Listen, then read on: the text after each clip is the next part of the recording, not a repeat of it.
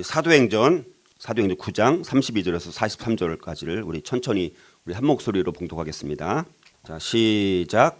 그때 베드로가 사방으로 두루 다니다가 룻다에 사는 성도들에게도 내려갔더니 거기서 애니아라 하는 사람을 만나매 그는 중풍병으로 침상 위에 누운 지 8해라. 베드로가 이르되 애니아야, 예수 그리스도께서 너를 낫게 하시니 일어나 내 자리를 정돈하라 한데 곧 일어나니 룻다와 사론에 사는 사람들이 다 그를 보고 주께로 돌아오니라. 요바에 다비다라 하는 여제자가 있으니 그 이름을 번역하면 도르가라.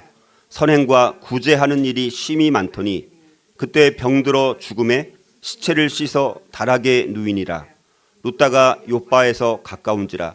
제자들이 베드로가 거기 있음을 듣고 두 사람을 보내어 지체 말고 와달라고 간청하여 베드로가 일어나 그들과 함께 가서 이르매 그들이 데리고 다락방에 올라가니 모든 과부가 베드로 곁에 서서 울며 도르가가 그들과 함께 있을 때에 지은 속옷과 겉옷을 다 내보이거늘 베드로가 사람을 다 내보내고 무릎을 꿇고 기도하고 돌이켜 시체를 향하여 이르되 다비다야 일어나라 하니 그가 눈을 떠 베드로를 보고 일어나 앉는지라. 베드로가 손을 내밀어 일으키고 성도들과 과부들을 불러들여 그가 살아난 것을 보이니 온 요빠 사람이 알고 많은 사람이 주를 믿더라. 베드로가 요빠에 여러 날 있어 시몬이라 하는 무두장이의 집에서 머무니라. 아멘. 자, 우리가 그 앞에까지 살펴본 게 이제 사울의 회심의 사건과 또 사울의 여러 가지 이런 사건들을 우리가 이제 살펴봤었는데요.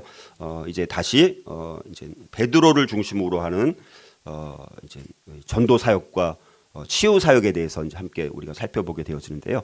이제 사도행전 9장 32절부터 11장까지 나오는 내용들은 주로 이제 이방인들이 회심하는 내용들이 이제 주로 나오는 내용입니다. 그래서 오늘 룻다 이제 애니아라는 사람이 중풍병에서 치유받는 사건이 나오고 또 요바라는 곳에서는 다비다 또 도르가라는 여제자가 이제 죽었던 여인이 살아나는 엄청난 부활의 사건이 일어나는 내용을 우리가 또 보게 되어지고요.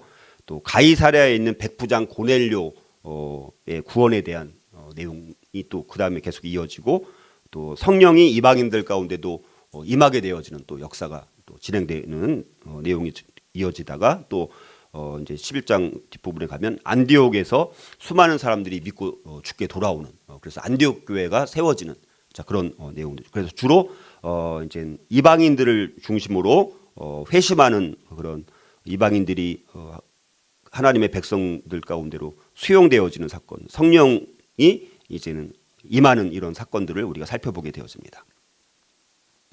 자, 그래서 좀 더 좁혀서 이제 11장 18절까지 이제 베드로가 2차 전도 여행을 하는 그런 내용을 우리가 이제 살펴보게 됩니다.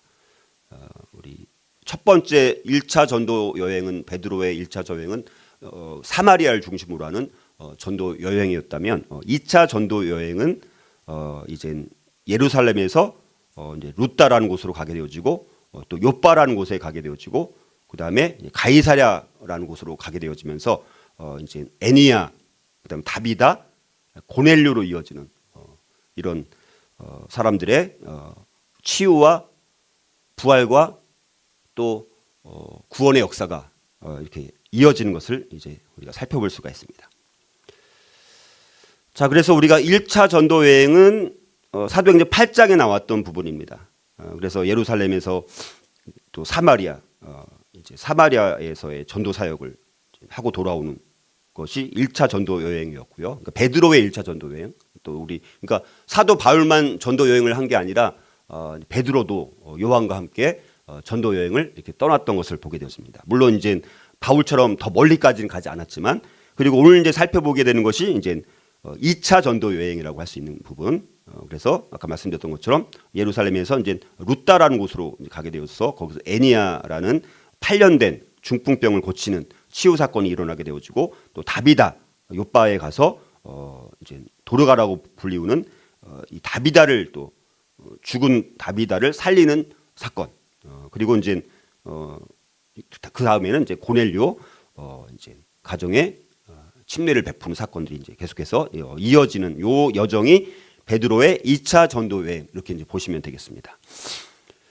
자, 그래서 이제 다시 또 좁혀서 오늘 이제 살펴보게 되는 건 이거 다음 오늘 요 주제로 살펴보고 이 다비다라는 사람을 중심으로는 또 다음 주에 한 번 더 살펴봅니다.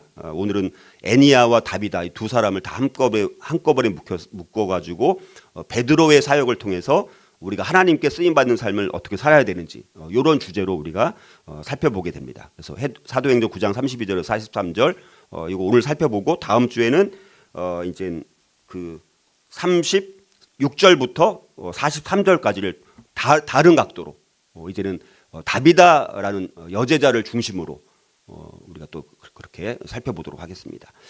자, 사도행전 우리 앞부분 9장의 앞부분 거기서는 이 그리스도인들을 핍박하는데 완전히 혈안이 돼가지고 앞장섰던 아주 패기만만했던 한 젊은 지도자 사울의 회심에 대해서 우리가 살펴봤고요.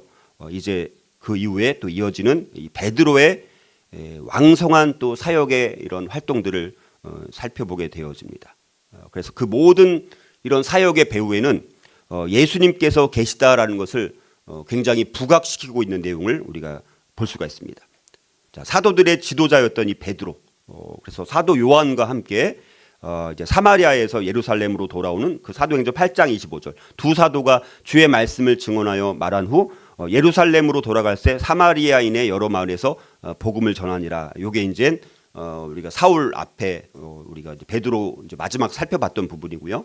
자, 이제 베드로를 중심으로 하는 이 사역과 행적에 대해서 함께 살펴보고자 합니다. 자, 베드로는 예루살렘 전도뿐만 아니라 온 유대 지역을 순회하면서 성도들을 믿음으로 견고케 하는 사역들을 또 감당하고 병자를 고치기도 하고 죽은 자를 살리기도 하고 복음을 증거하는 아주 왕성한 아주 엄청난 사역을 감당하게 되어집니다.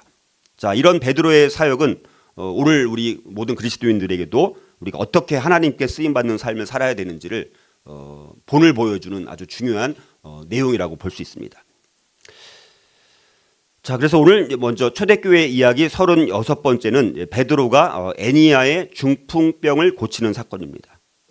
이 베드로의 여정 가운데서 첫 번째 기적이 나타나는 아주 중요한 사건이라고 볼 수가 있고요. 루다라는 곳, 또 사론이라는 그 지역에서 이제 요바로 가는 길에 거기서 이제 치유 기적을 베푸는 사건입니다. 자, 그러면 우리가 이 베드로처럼 하나님께 쓰임 받는 삶을 어떻게 쓰임 받아야 되느냐? 우리가 오늘 네 가지를 함께 간단하게 묵상하고자 하는데요. 첫 번째는요, 복음의 전달자 혹은 복음의 증인으로 쓰임 받아야 된다라는 것입니다. 복음의 전달자 혹은 복음의 증인으로 쓰임 받아야 합니다. 자, 교회가 몇 번의 핍박이 있었습니다. 그렇죠? 교회 박해가 몇 번 있었어요. 우리가 살펴본 그 앞에서. 자, 그래서 사도들은 그런 핍박이 있었을 때 많은 사람들은 다 흩어져서 이제 다른 곳으로 흩어졌지만 사도들은 여전히 핍박이 있어도 예루살렘에 남아 있어야 된다. 라는 생각들을 갖고 있었습니다.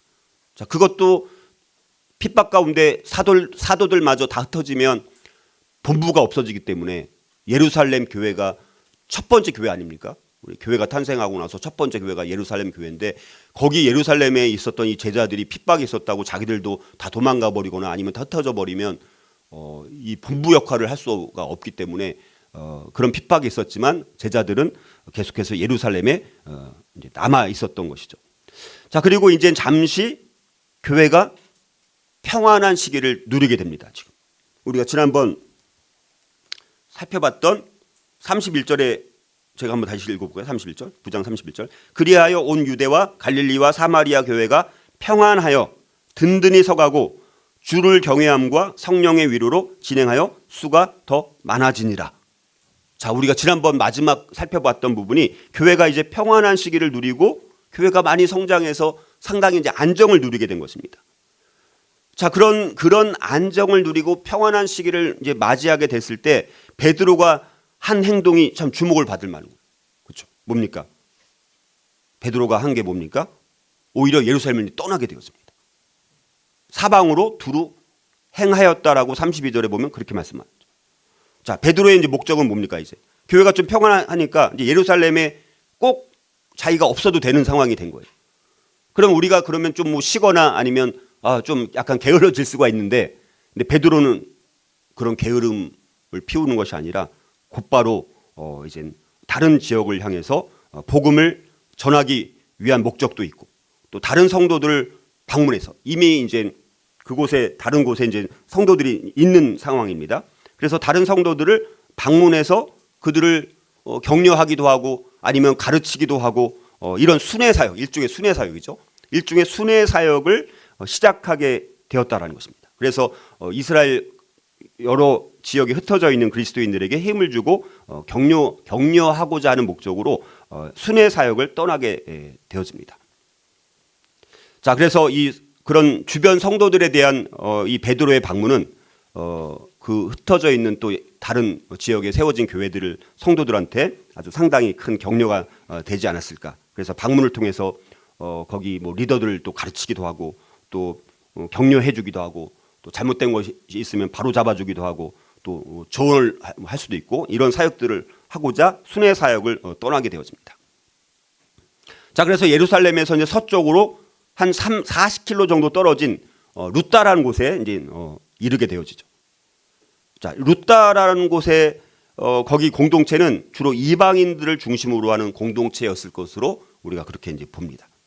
자, 루따는 비교적 그래도 큰 도시입니다. 그래서 이 루따는 그 예루살렘에서 요바로 갈 때 거쳐야 되는 장소입니다. 그래서 교차 지점에 있는 상업의 중심지가 되는 장소였습니다.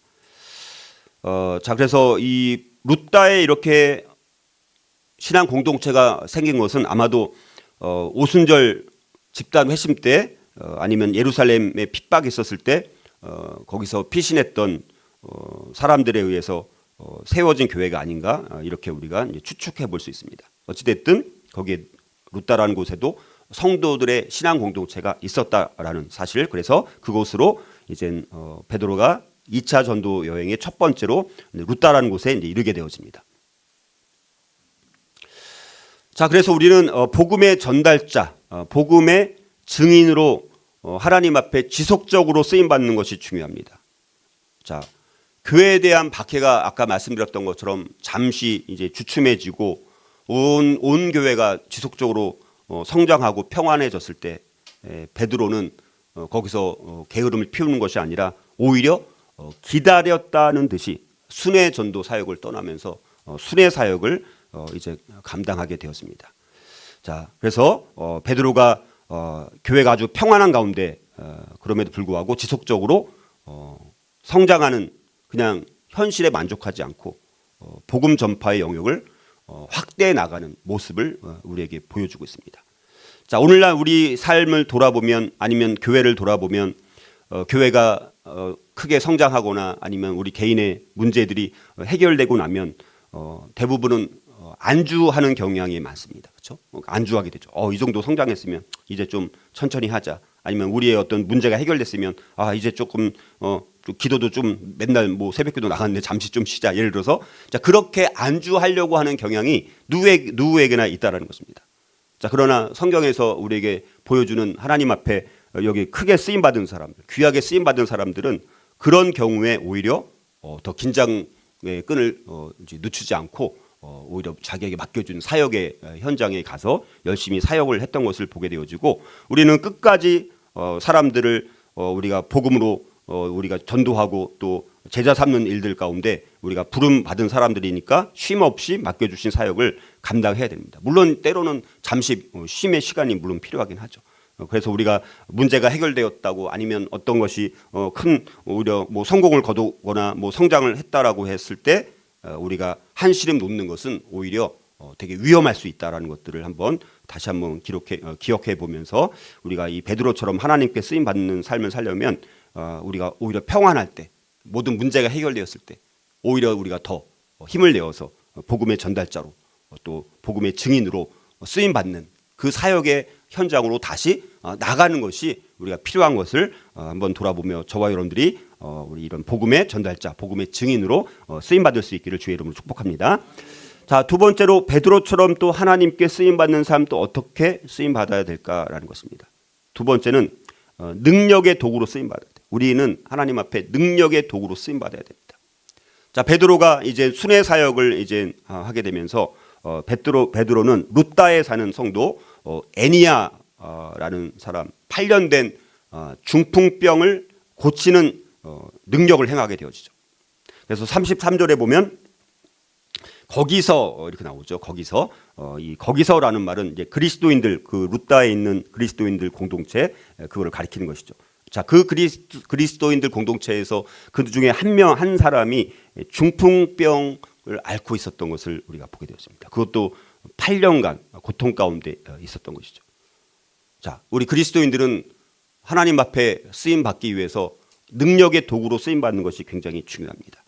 자, 그때 34절을 보면 베드로가 루다에 사는 그 중풍병자 애니야를 향해서 이렇게 말씀합니다. 34절 같이 한번 읽어볼까요? 34절 같이 34절 읽어보겠습니다. 시작. 베드로가 이르되 애니야야, 예수 그리스도께서 너를 낫게 하시니 일어나 내 자리를 정돈하라 한데 곧 일어나니, 이렇게 말씀합니다.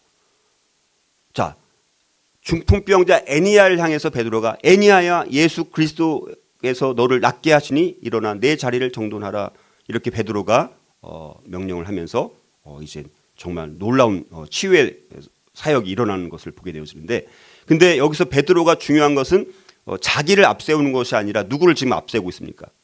예수 그리스도를 앞세우고 있다는 거예요.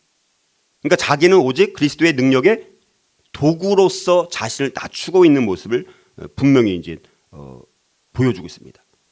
이런 초자연적인 놀라운 권능이 이제 자기의 능력으로 고치는 것이 아니라 오로지 그리스도의 능력으로 고쳐지는 것이다. 예수 그리스도께서 너를 낫게 하신다라고 이렇게 분명히 진짜 낫게 하시는 주체가 누군지를 베드로는 자기를 낮추면서 예수님께서 낫게 하신다라는 것을 그렇게 이제 명령을 통해서 치유하고 있는 모습들을 이제 보게 되었습니다. 자, 베드로는 자기의 권능이나 아니면 자기의 권세로 질병과 죽음을 정복할 수 없다라는 사실을 분명히 알고 있었다라는 것이죠. 그래서 그렇게 하려고 하지 않고 정말 중풍으로 자리에 누워 있는 사람에게 예수 그리스도께서 너를 낫게 하신다라고 분명히 예수님께서 그 아픈 병든 자를 치유하신다라고 분명히 선언하고 있다라는 것입니다. 자, 그래서 이 애니야가 나왔던 이 사건은 누가 하신 것입니까? 예수 그리스도께서 행하신 것입니다. 예수님께서 행하신 거예요. 자, 어떤 우리가 치유의 기적이든 하나님께서 하신 것이고 예수님께서 하신 것이다라는 것을 고백하는 것이 우리에게 너무 중요하다라는 사실이죠. 자, 그래서 이 기적은 기적으로 끝나는 것이 아니라 또 복음의 진리를 확증하는 또 증표가 되고 있는 것을 보게 되어집니다. 그래서 루다와 사론 지역에서 많은 사람들이 이 치유 사건을 듣고 어떻게 했습니까? 주께로 돌아왔다라고 말씀합니다. 구원받은 사람이 엄청나게 많았다라는 것입니다. 자, 그리고 이제 우리가 또 뒤에 살펴보는 우리 32절, 36절부터 나오는 거기도 마찬가지로 다비다가 또 거기는 더 큰 기적이죠. 다시 죽었던 사람이 살아납니다. 다시 살아나게 되었을 때도 어떻게 됐습니까? 온 요파 사람이 알고 많은 사람들이 주를 믿게 되었다. 그렇게 42절에 보면 말씀을 하고 있습니다. 자, 표적의 목적이 뭡니까? 표적의 목적. 표적의 목적은 사람들이 그 표적을 보고 믿는 것이잖아요. 그렇죠? 그게 중요한 것이죠. 아니면 자기가 기적을 일으킨 사람이 드러나서 내가 그렇게 능력이 많은 나는 능력의 종이야. 이렇게 자랑하는 목적이 아니라 사람들이 그걸 통해서 표적을 보고 믿게 하는 것이 그 표적의 목적이라는 것입니다. 자, 아무리 많은 신앙의 공적이 있거나 아무리 많이 열심히 전도를 하거나 아니면 엄청나게 봉사를 많이 했다라고 할지라도 우리는 다 뭡니까? 하나님의 도구에 불과하다라는 사실을 인정하는 것이 너무나 중요합니다.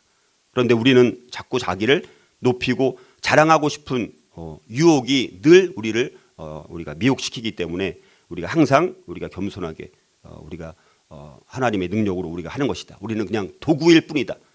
그냥 도구일 뿐이다. 도구로 쓰임 받은 것만으로도 감사하다라는 겸손한 우리 신앙을 갖는 것이 얼마나 중요한지를 다시 한번 우리가 돌아보면서 내 안에 끊임없이 내가 한 공적이나 행적이나 어떤 열매에 대해서 자랑하고 싶은 그런 마음들을 다 내려놓고 오로지 하나님만을 높이며 나는 그냥 단순한 도구에 불과할 뿐이다 라는 것을 우리가 인정할 때 더 많은 우리 신앙인들이 더 겸손의 주님의 종으로 쓰임받아서 정말 더 건강한 교회로 쓰임받지 않을까라는 것들을 돌아보면서 저와 여러분들이 이런 능력의 도구로 쓰임받되 우리가 한 것이 아니라 주님께서 하셨다라는 그런 겸손한 모습으로 우리가 나아가서 정말 베드로처럼 이렇게 하나님 앞에 귀하게 쓰임받는 삶을 살아갈 수 있었으면 좋겠습니다. 자, 그 다음에 이제 초대교회 이야기 이제 37로 넘어가서 이번에는 이제 베드로가 이 도르가 다비다를 살리는 이제 사건이 나오게 되어집니다. 자, 요빠라는 곳에서 이제 루다라는 곳에서 이제 이 애니야를 살리고 나서 그 다음에 이제 요빠라는 곳 여기 맨 왼쪽에 바닷가에 있는 항구 도시입니다. 그래서 요빠라는 곳에 가게 되어집니다. 자, 여기 이제 도르가 여기 다비다가 나오는데요. 이 다비다라는 이 여제자는 요빠라는 곳에 살고 있었고요. 또 다른 말로는 도르가라고도 이제 말을 합니다. 주로 하는 일이 옷을 만드는 일을 했던 것 같아요. 그래서 옷을 만들어 가지고 다른 사람들을 섬기는 일들을 참 많이 했던 것으로 보여집니다. 그래서 이 도르가 다비다에 대해서는 다음 주에 좀 더 자세하게 설명을 드릴 텐데 거기 보면 이 선행과 구제하는 일이 심히 많았다 이렇게 이제 이야기를 하고 있는 것을 보게 되어집니다. 자, 그렇다면 또 우리 이어서 그럼 베드로처럼 우리 하나님께 쓰임 받는 사람 또 어떻게 쓰임 받아야 되느냐? 세 번째는 기도의 사명자로 쓰임 받아야 돼요. 우리가 다른 것보다도 하나님 앞에 쓰임 받으려면 기도의 사명자로 쓰임 받는 것이 너무나 중요합니다. 자, 아까 말씀드렸던 그렇게 선행을 열심히 하고 구제하는 일이 심히 많았던 이 여제자 다비다가 그런데 어느 날 병이 들게 됩니다. 그래서 죽어버려요. 그렇게 열심히 선행을 베풀고 구제에 힘썼던 여제자가 병들어 죽게 됩니다. 자, 그런데 보통 일몰 전에 시체를 장사하는 것이 원래 관습이었는데 근데 이 요바에 있었던 성도들은 왠지 모르게 이 다비다가 죽었지만 죽은 걸로 그냥 그렇게 결론 내리기에는 뭔가 하나님께서 하실 일 있지 않을까?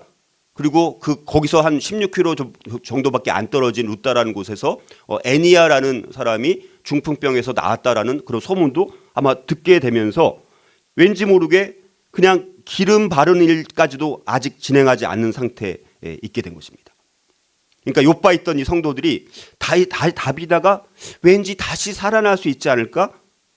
이런 어떤 일말의 약간의 희망과 소망을 갖고 있었던 것으로 보여집니다. 자, 비록 예수님의 생애와 사역 동안에 놀라운 표적들이 있었지만 교회는 그러나 이런 죽은 자가 살아나는 기적, 초대교회에 일어나서 이런 것들까지는 그런 정도까지는 기적을 아직 경험하지는 못했습니다. 근데 아까 말씀드렸던 것처럼 근데 가까운 동네에 있었던 루다라는 곳에서 이제 그 치유가 일어났다. 8년 된 중풍병자가 나았다. 자, 이런 소문을 듣게 되면서 이제 38절을 보니까 요바의 성도들이 이제 베드로를 찾아서 모셔올 수 있도록 두 사람을 이제 보내게 되어진 것을 보게 됩니다. 38절에 보니까 루다가 요바에서 가까운지라 한 16km 정도 떨어진 곳입니다. 그래서 제자들이 베드로가 거기 있음을 듣고 두 사람을 보내서 지체 말고 와달라고 간청을 했다. 이렇게 이제 말씀을 합니다. 그러니까 한 거리로 봤을 때는 뭐 한 6시간 정도 걸리는 그런 정도 거리였을 것으로 보여지는데, 자, 그래서 이제 39절에 보면 베드로가 이제 그들과 함께 갔다라고 이제 말씀하는 것을 보게 되었습니다. 굉장히 아주 신속하게 이런 사건들이 진행되고 있는 상황이고, 그리고 이 다비다라는 여인이 뭐 죽었다고 하니까 지금은 빨리 갈 수밖에 없는 그런 상황이 이제 되어진 것이죠. 그래서 요바에 도착한 이 베드로는 즉시 다락방에 이제 올라가게 되어지고, 다락방에서 베드로는 애도하고 있는 과부들을 만나게 되어지고, 애도하고 있던 이 여인들은 도르가가 자기들을 위해서 너무나 정성스럽게 각양각색의 옷들을 만들어줬던 너무나 고마운 사람이었던 거예요. 한두 사람이 아니라 주변에 있는 그것도 아주 과부들 같이 어려움에 처해 있는 분들을 많이 도와줬던 그런 사람입니다. 그러니까 이 다비다가 만약에 죽게 된다라면 그 욥바에 있었던 그 교회 공동체 가운데서는 아주 큰 타격이 있는 것이죠. 왜냐하면 너무나 많은 선행을 베풀고 구제를 베풀었던 중요한 인물이었는데 그 여제자라고 사용되는 말은 거의 없거든요. 그 여제자로 지금 이미 그렇게 살고 있었던 아주 특별한 여인이고 거기다가 선행과 구제를 아주 힘써서 열심히 했던 여인이 그리고 속옷도 만들어주기도 하고 겉옷도 만들어주기도 하고 그거를 다 섬기는 일에 이렇게 충성스럽게 쓰임받았던 여인이 죽었을 때 얼마나 그 교회에 타격이 클까냐라는 것은 당연히 우리가 그렇게 생각해 볼 수 있는 것이죠. 자, 그런데 이 다비다의 치유 장면을 보면 아주 특이한 것이 있습니다. 자, 예수님께서 야이로의 딸을 살리신 사건이 있습니다. 마가복음 5장에 나오는 사건이에요. 야이로의 딸을 살리셨던 그 사건이랑 너무나 비슷한 사건인 것을 보게 돼요. 저 왼쪽에 있으면 야이로의 그 딸을 살리는 사건이고 오른쪽은 다비다를 살리는 베드로를 통해서, 왼쪽은 예수님을 통해서 야이로의 딸을 살렸던 사건이고 오른쪽은 베드로를 통해서 다비다를 살린 사건입니다. 자, 베드로는 야이로의 딸을 살리셨을 때, 예수님께서 그 야이로의 딸을 살리셨을 때 베드로는 아마 그 기적을 직접 목격했을 것입니다. 자, 그런데 그 예수님께서 하셨던 것처럼 베드로는 40절을 보니까 여기 보면 예수님께서 하신 것과 비슷하게 말합니다. 사람을 이제 그 방에서 일단 다 내어보냅니다. 자, 여기 보면 베드로는 사람을 다 내보내고 무릎을 꿇고 이렇게 일단 사람들 다 내보내고 예수님처럼 하신 것처럼 그렇게 하게 되는 것을 보게 되어집니다. 자, 그런 다음에 베드로는 무릎을 꿇고 기도한 다음에 예수님께서 하셨던 말씀과 너무나 비슷한 명령을 또 내리고 있는 것을 보게 돼요. 예수님께서는 야이로의 딸을 살리셨을 때 뭐라고 말했습니까? 여기 왼쪽에 나오잖아요. 달리다굼 나오죠. 달리다굼, 소녀야 일어나라. 아이야 일어나라. 자, 요렇게 예수님께서 달리다굼, 소녀야 일어나라 이렇게 했을 때 야이로의 딸이 치유가 되어졌거든요. 근데 베드로는 뭐라고 말합니까? 다비다 일어나라. 이걸 말로 하면 다비다굼이에요. 다비다굼. 뭔가 굉장히 특이하지 않아요? 예수님은 달리다굼, 야이로의 딸이니까 소녀야 일어나라, 굼이 일어나라는 뜻입니다. 소녀야 일어나, 아이야 일어나라. 베드로는 뭡니까? 다비다야 일어나라 이렇게 외쳤다라는 것이죠.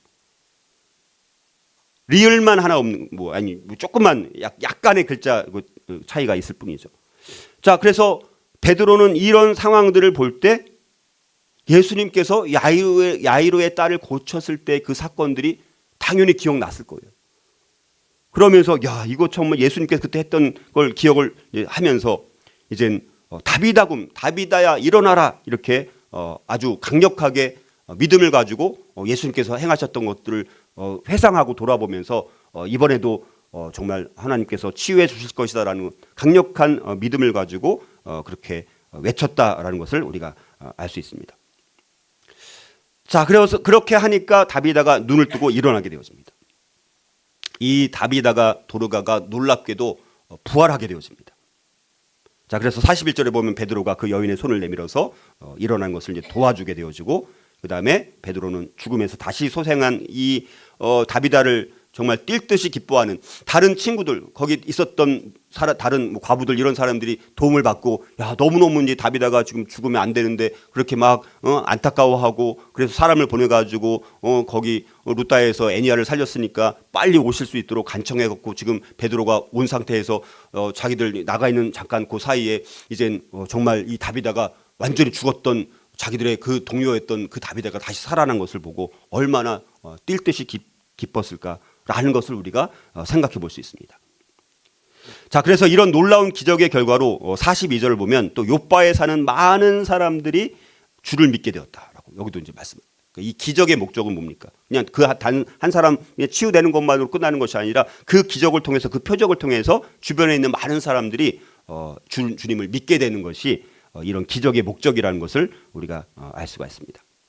자, 그래서 이 욥바에 사는 이 여제자 다비다, 이 도르가의 죽음을 이제 기도로 소생시킴으로써 룻다와 사론의 많은 사람들, 욥바의 사람들이 또 주께로 돌아온 역사가 있게 되어지게 됩니다.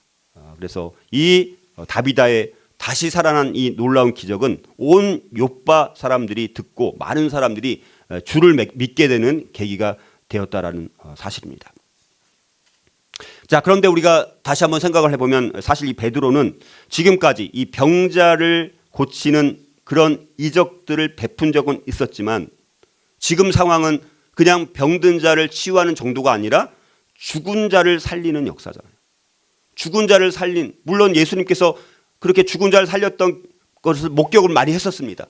자, 그러니까 그 능력에 대해서 의심하지는 않았겠지만 그러나 자기가 죽은 자를 정말 살리는 역사를 한 번도 행한 적이 없었기 때문에 베드로는 더더욱 어떤 면에서 자기의 능력과 경험을 의지할 수는 없었다라는 사실입니다. 자, 어찌됐든 그럼에도 불구하고 베드로는 죽은 다비다를 향해서 단호하게 다비다야 일어나라, 다비다굼 이렇게 명령할 수 있었던 것은 자기의 능력으로 한 것이 아니라 예수님께서 죽음을 이기시고 부활하셨던 그 주님을 온전히 의지하였기 때문에 가능했다라는 것을 우리가 알 수가 있습니다. 그래서 베드로는 오로지 이 죽은 자를 살리는 방법은 주님만을 믿고 의지하는 것밖에는 방법이 없다. 자, 그런 것을 간절히 믿고 또 겸손한 자세로 무릎을 꿇은 거예요. 특별히 더 무릎을 꿇고 이거는 정말 주님의 큰 권능이 없으면 이건 기적이 일어날 수 없는 상황이다. 자, 그 간절한 마음으로 겸손한 자세로 무릎을 꿇게 되고 간절히 기도를 하게 되어진 것입니다. 자, 그런 베드로의 간절한 기도와 믿음이 결국은 다비다를 다시 살리게 만든 것을 우리가 보게 되면서 우리도 우리의 인생 가운데 때로는 불가능한 일이 너무나 많이 보일 때가 너무나 많이 있습니다. 자, 그런데 우리가 그렇다고 해서 그런 장애물이 생기고 방해물이 생기고 큰 산이 생겼다라고 해서 우리가 거기서 포기하는 것이 아니라 우리가 오히려 거기서 정면으로 부딪히면서 기도로 뚫고 나가는 것이 우리가 필요한 것을 우리가 보게 되었습니다. 기도만이 우리가 이제 하나님께서 놀라운 기적을 행하실 수 있다라고 말씀하시지 않았습니까? 자, 그래서 우리가 이 기도의 힘을 의지하는 것, 기도의 사명자로 쓰임 받는 것, 이게 우리에게 너무나 중요한 것을 다시 한번 우리가 돌아보면서 우리 모든 그리스도인들은 자기의 문제를 해결하는 것뿐만 아니라 다른 지체들의 고난과 질병과 이런 아픔들을 위해서 우리가 기도의 사명자로 사실 다 부름 받았다는 사실입니다. 그래서 우리가 기도의 사명자로 쓰임 받는 것이 너무나 중요하다. 그래서 베드로처럼 하나님께 쓰임 받는 삶을 살기 위해서는 기도의 사명자로 쓰임 받아서 기도의 능력으로 우리의 물론 그 기도의 능력조차도 하나님의 능력이죠. 그래서 우리가 기도의 사명자로 쓰임 받는 것이 너무나 필요하다는 것을 다시 한번 돌아보면서 저와 여러분들이 우리가 계속해서 말씀드리지만 2026년도 우리가 뭔가 정말 새로운 길이 열려야 됩니다. 이제는 2025년까지는 우리가 준비하는 그런 오랫동안 10년 넘게 우리 교회가 그렇게 준비했다라면 이젠 맨날 준비하다 끝날 수는 없잖아요. 그렇죠? 2026년도부터는 뭔가 길이 열릴 수 있도록. 근데 저한테 그래도 요즘 주시는 마음은 뭔가 새로운 길이 분명 열릴 것 같아요. 근데 우리가 예측할 수 없는 방법으로 정말 하나님의 놀라운 특별한 이 방식으로 분명히 길을 열어주실 것이다라고 믿거든요. 여러분들 믿으시나요?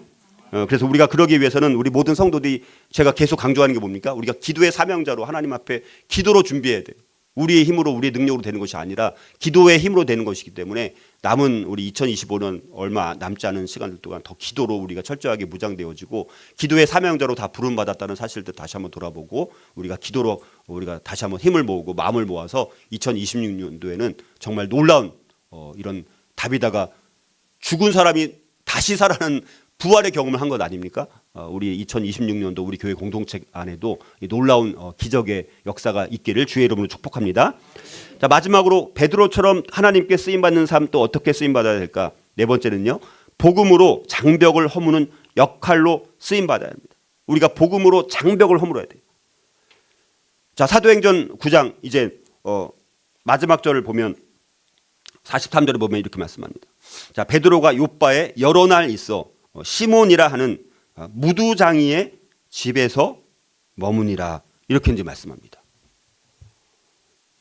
자, 무두장이라는 사람의 집에서 이제 유숙하는 것으로 9장이 마무리되고 있는 것을 보게 되어지는데, 자, 베드로는 다비다를 다시 살리고 놀랍게도 한동안 요빠라는 곳에 계속해서 머무르게 됩니다.